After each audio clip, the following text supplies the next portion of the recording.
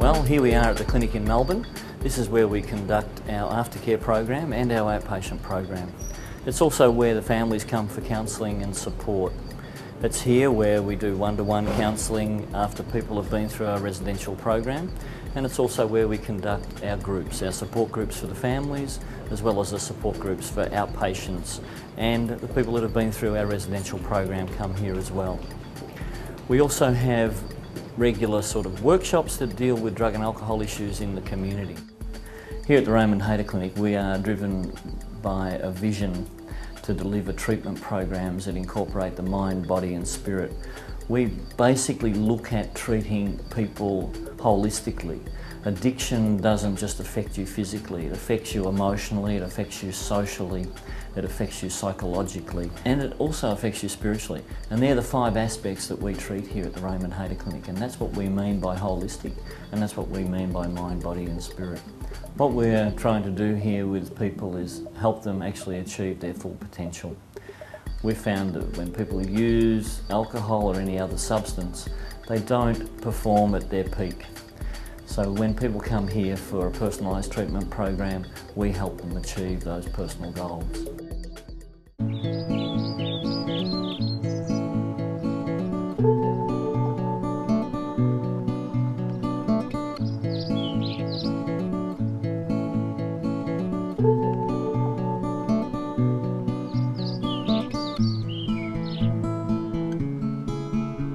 Hi, I'm Richard Smith. I'm the Program Director of the Raymond Clinic Retreat. At the retreat here we have a therapeutic community of recovering addicts. Most of the staff here are people from a using background. The retreat is part of our residential recovery program. Our program is based on a philosophy of self-help, and that is why we have a number of practitioners who are recovering addicts. The natural therapists, some are, some aren't. The support workers are recovering addicts. The senior clinical staff, like myself, have formal qualifications as well as that personal history. The main idea here is to get people to look at themselves and change their behaviour. It's not just about getting drug-free, it's about changing emotionally, socially, psychologically and spiritually. I started my recovery 20 years ago, and in that 20 years I've gone back and studied and got a degree in behavioural science and a postgraduate in social science. I used heroin for 12 years and I used a combination of other substances including alcohol for a total of 17 years. So when you come here, this program has been founded in reality. It's been founded in individuals' recovery. Now, all of the staff here have put into developing this program, as well as the participants, the clients, have all had something to do with making this program what it is today. We have a lot of personal experience. I myself, if you look at it, I've worked in the industry now for 20 years, I used for 17, so I have a total of 37 years in this scene, in the drug scene and alcohol scene. We specialise in helping people stay well. It's not just about getting drug-free, it's about staying drug-free. And I'm sure plenty of people that are watching this DVD have tried many times to stop. And they've probably succeeded in stopping, but staying stopped is what we're about. And getting well, enjoying life, being happy, joyous and free.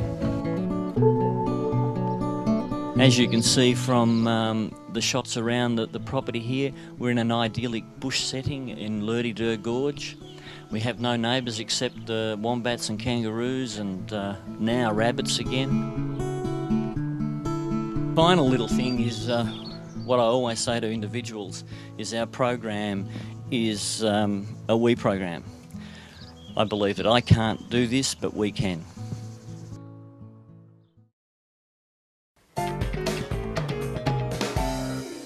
ICE, crystal methamphetamine. It's cheap, highly addictive and extraordinarily powerful. It is now more popular than heroin, playing havoc with the minds and the bodies of nearly 50,000 Australians.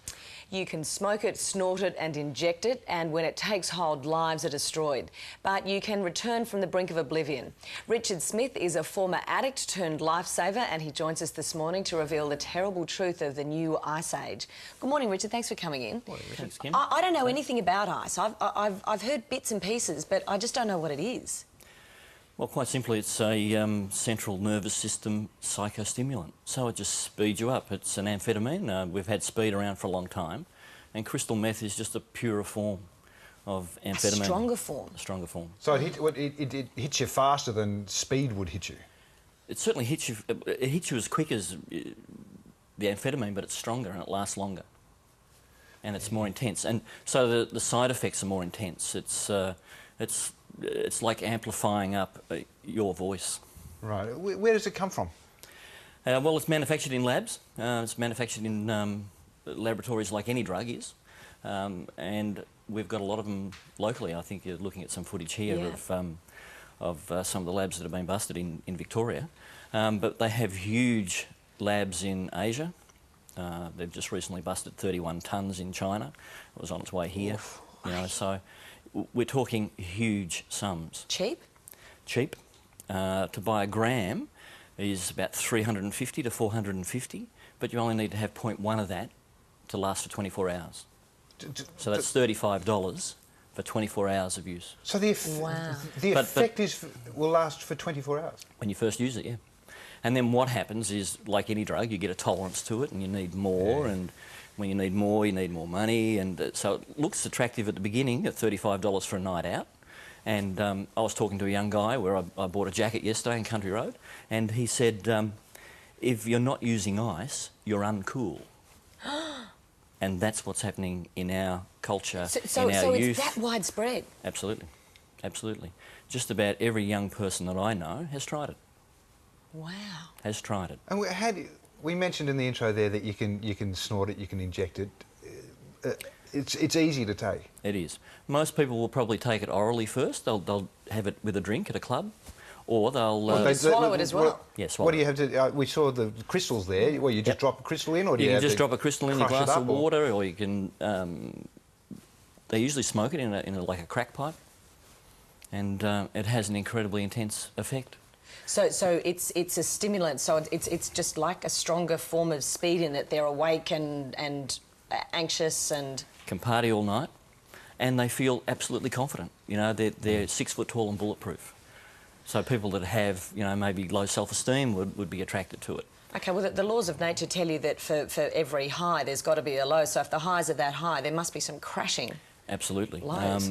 I've been treating addicts for the last 20 years, and in the last 2 to 3 years, I've had my life threatened.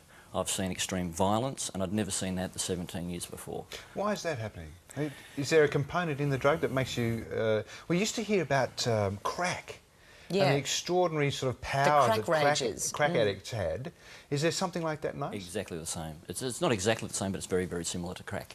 And the violence is... If somebody has a predisposition to be angry in dealing with their emotions, amplify that by tenfold. That's what you've got.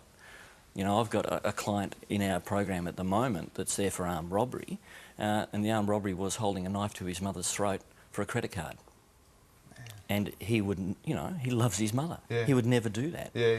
You know, but the ice has made this guy such an angry man that, you know, it's bringing up maybe deep-seated anger for him, but it's extremely difficult for practitioners like me to deal with. And also, I suppose too, if they end up in hospital, then what happens then? I mean, if they're found out of control, the police or an ambulance or something, ambulance officer finds them out of control in a club or something like that, how is it going to take them to hospital? And then the medical staff have to deal with this, don't they? That's right.